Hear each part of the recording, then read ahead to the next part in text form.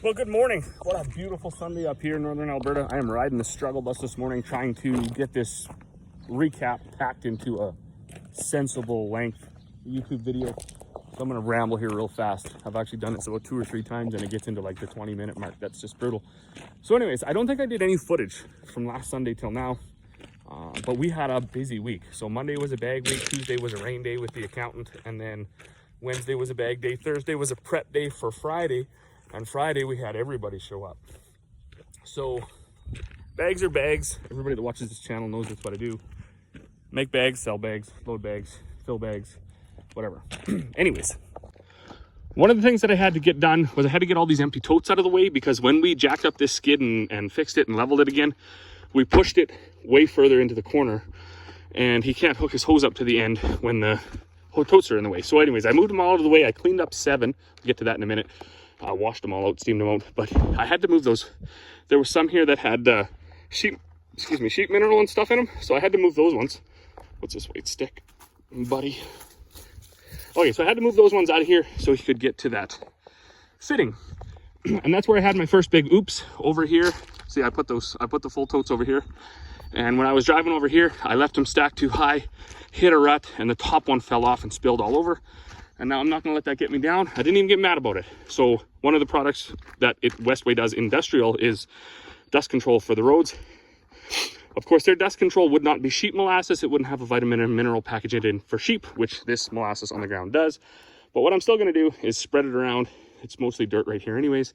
And then as it does its thing, however it works out, gets penetrating into the dirt, bang, all of a sudden when the wind blows in here, it won't pick up the dust. So anyways, but that was my first big oops. I've never done that before. Lost about 1/3 of a tote, 1,000 pounds or so. But like I say, we'll spread it around, see how it works. We'll make a test out of it.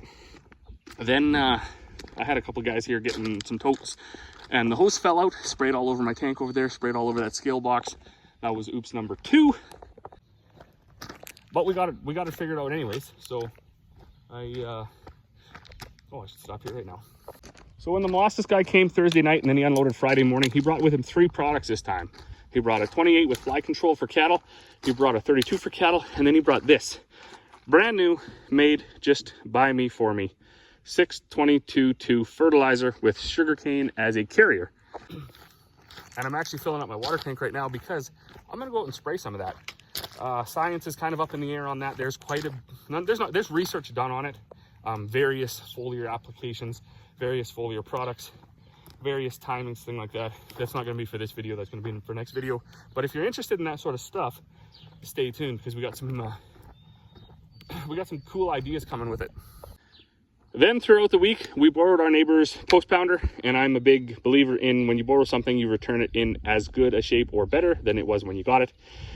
So it worked right away when we brought it home, but there was this rim was just a little bit bent, so the wheel was a little bit wobbly. I got that straightened out for him, and then there was a leak in this bulkhead fitting right here, and then there was a little bit of a drip out of the plug in the bottom. So we got all that fixed up for him, so it's ready to go back.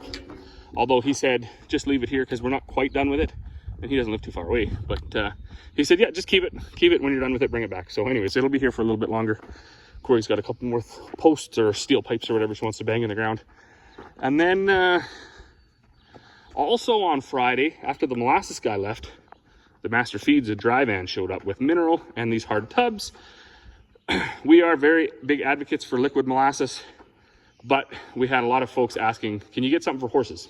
There is a liquid for horses. We just don't have a big enough market to bring enough up to get rid of it. So we brought up tubs.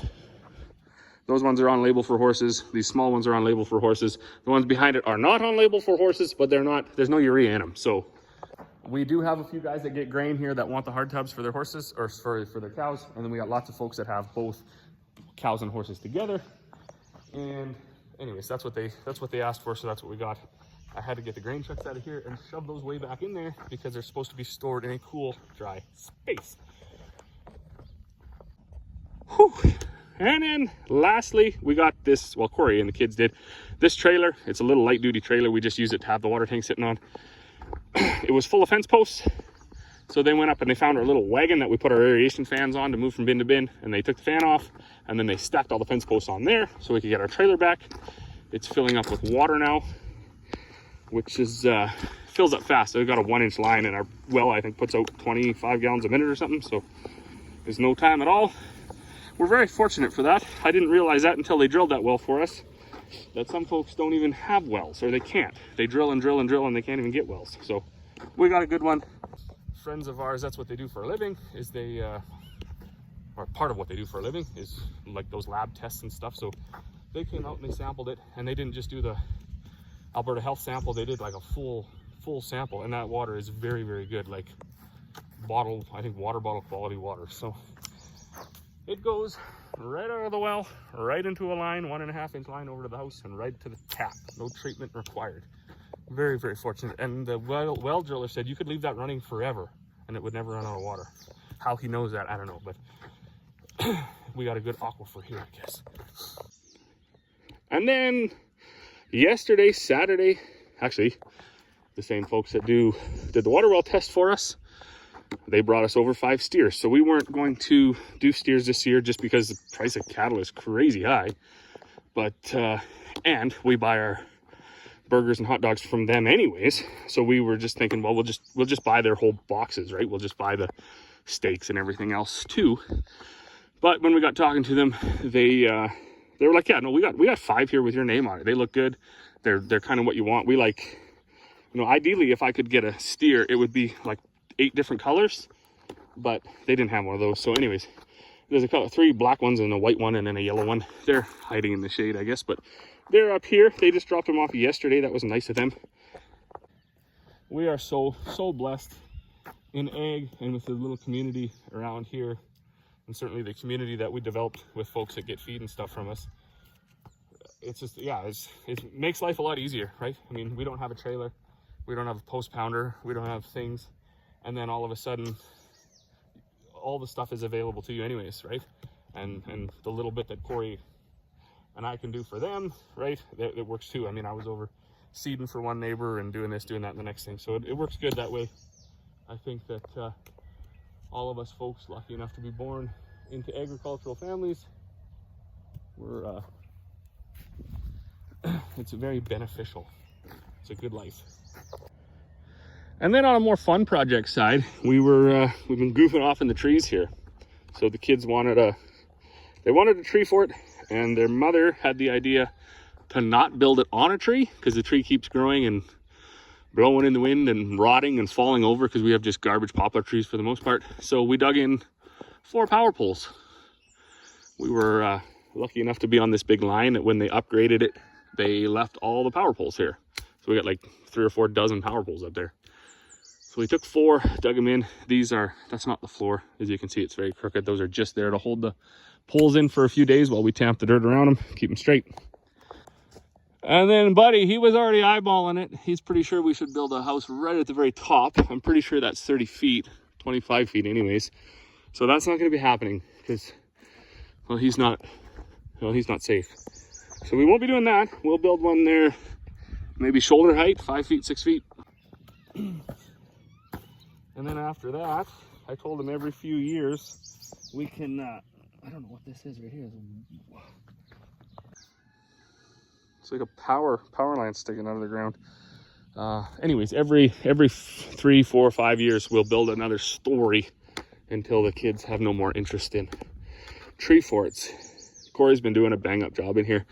That was a garbage pile. That was a garbage pile.